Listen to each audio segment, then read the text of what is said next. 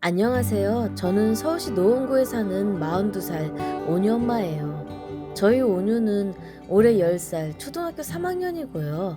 듀센형 근위영양증이라는 희귀질환을 앓고 있어요. 듀센형 근위영양증이 뭐냐면요.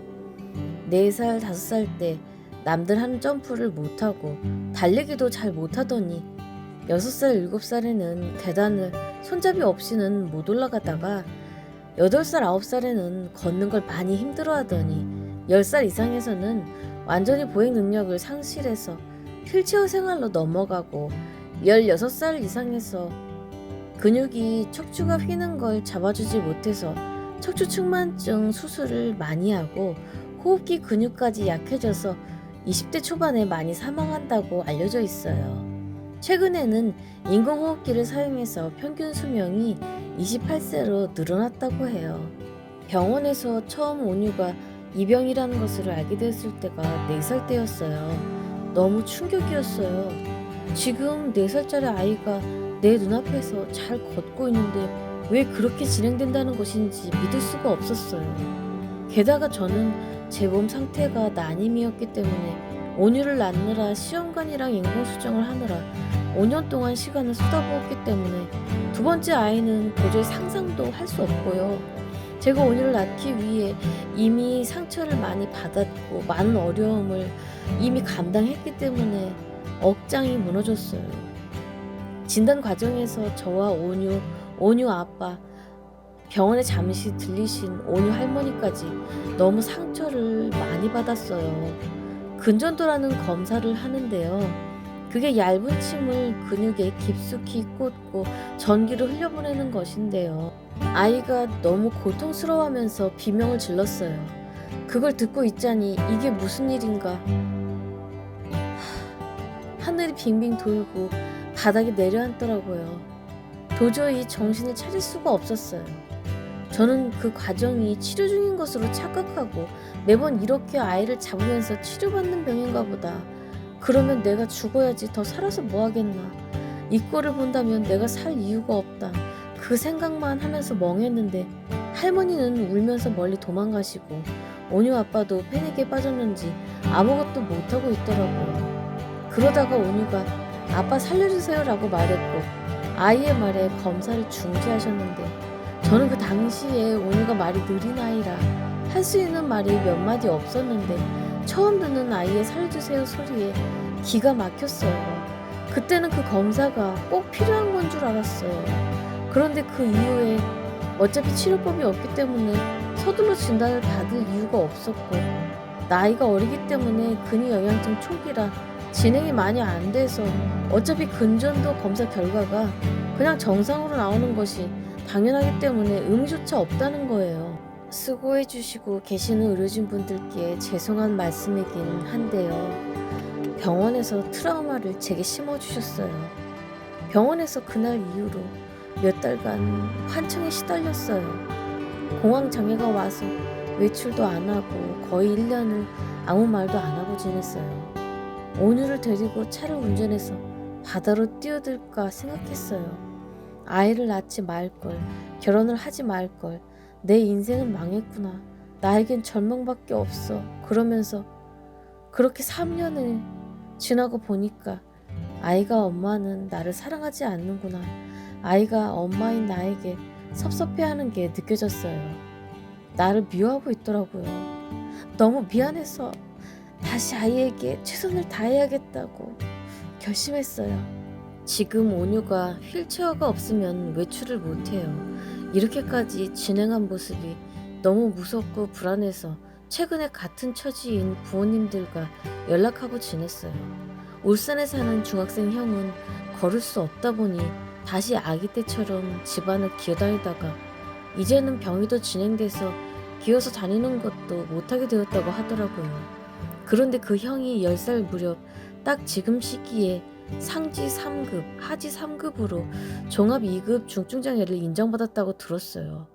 그래서 저도 한 달 전에 중증장애 등급을 받으려고 신청 서류를 냈어요.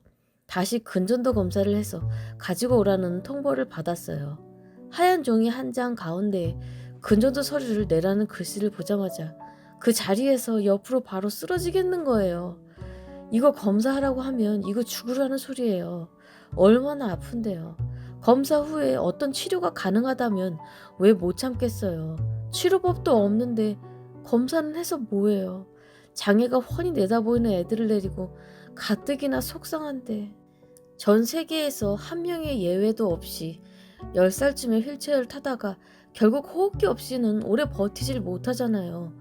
주세년 근위영양증을 진단받을 때 이미 부모는 아이의 사망 선고를 들은 것이나 마찬가지예요.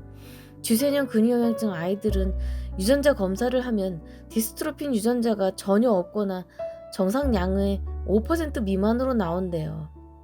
디스트로핀 유전자는 근육세포막을 보호하는 유전자인데 이게 없으면 근육세포가 파괴되고 그 자리는 섬유화돼서 지방이나 차있고 부피만 팽창한대요. 이제는 유전자 검사로 병인 것을 다 알 수 있어요.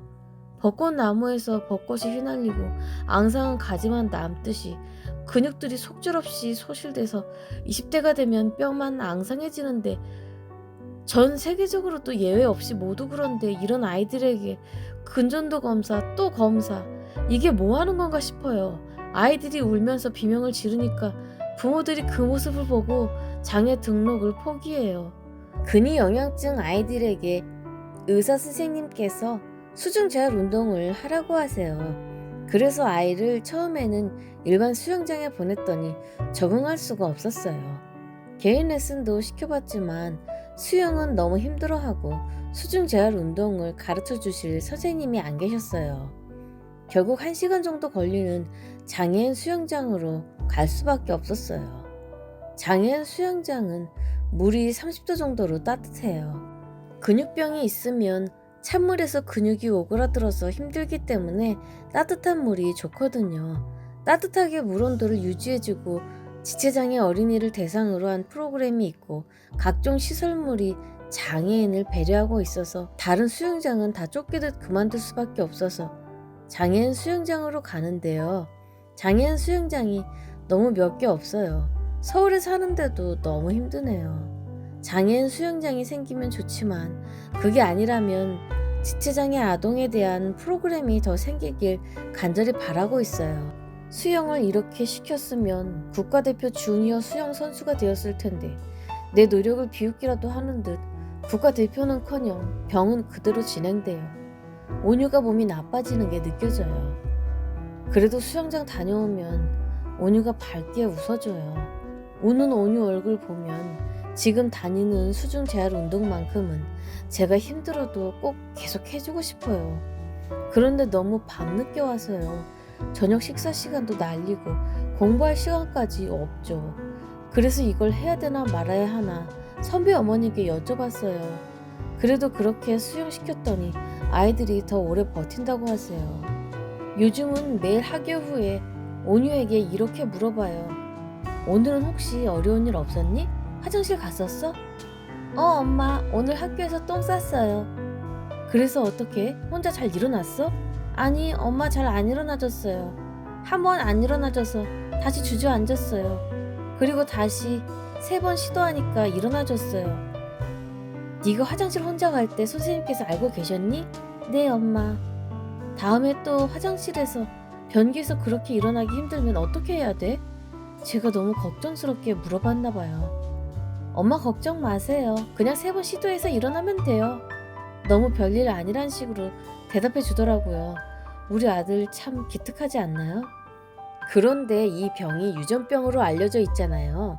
희귀질환이 유전에 의한 경우가 굉장히 많은데 그래서 유전병이니까 윗세대부터 내려오는 거로 아시는데 아닌 경우가 매우 많아요. 유전병이라는 단어가 오해가 많아서 사실 좀 다른 단어를 쓰면 안 되나 싶더라고요. 저도 유전자 검사를 했는데 보인자로 나왔어요. 그러니까 제가 유전병을 일으키는 유전인자를 가지고 있어서 저희 아들이 이런 병에 걸린 거죠. 여기까지 말하면 왜 보인자라면서 아이를 낳았어? 에이 낳지 말지. 이렇게 안타까워 하실 수 있는데 자기가 보인자인 걸 미리 알 수 있는 방법이 없었어요. 바로 자기 윗대의 삼촌이나 사촌 오빠가 병이 있으면 알 수도 있는데 저는 전혀 그렇지가 않았거든요. 나중에 보니까 보인자가 되는 것도 돌연변이로 보인자가 되는 경우가 30% 이상이라고 하더라고요. 그러니까 제가 이 유전병의 1세대인 거예요. 그러면 위에 세대도 없이 그렇게 돼버렸는데 유전병이란 말이 다 무슨 소용이에요.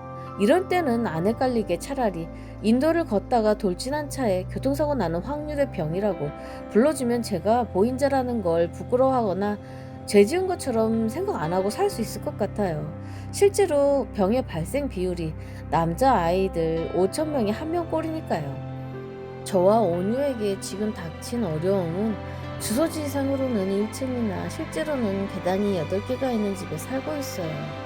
계단에 리프트를 달고 사는 사람도 있길래 물어봤더니 견적이 600만 원 이상이라고 하더라고요. 가격이 좀 고민이 돼서 이러지도 저러지도 못하고 있어요. 집을 고치거나 이사를 해야 돼요. 그리고 10년 된 마티즈를 타고 있는데 아이를 데리고 다닐 때 언제나 매번 휠체어를 가지고 다녀야 하는데 그동안은 가장 작은 휠체어를 사용해서 차에 싣고 다녔어요. 그런데 아이가 덩치가 커져서 더 큰 휠체어로 바꿔야 한대요. 그런데 제가 그러면 큰 차를 사야 하는데 이 동네에서는 큰 차를 가져오면 당장 주차도 할 수 없어요. 국민이 자기 잘못이 아닌 알 수 없었던 희귀병 때문에 어려움이 생겼는데 주택 개조라든지 차량 개조에 대해 정부 지원금이 있었으면 좋겠어요. 미국이나 유럽 등 선진국은 그런 제도가 있다고 하더라고요. 힘들고 비참한 모습으로 제가 살고 있는데 아직 미혼이거나 아이가 없는 직장 동료나 후배에게 결혼해서 아이 낳으라고 못하겠더라고요. 어쩌다가 누구나 불행하게 저처럼 희귀병인 아이를 낳을 수도 있는데 그런 어려운 국민들이 많다면 그 모습을 보고 누가 무서워서 아이를 낳을 수 있을까요?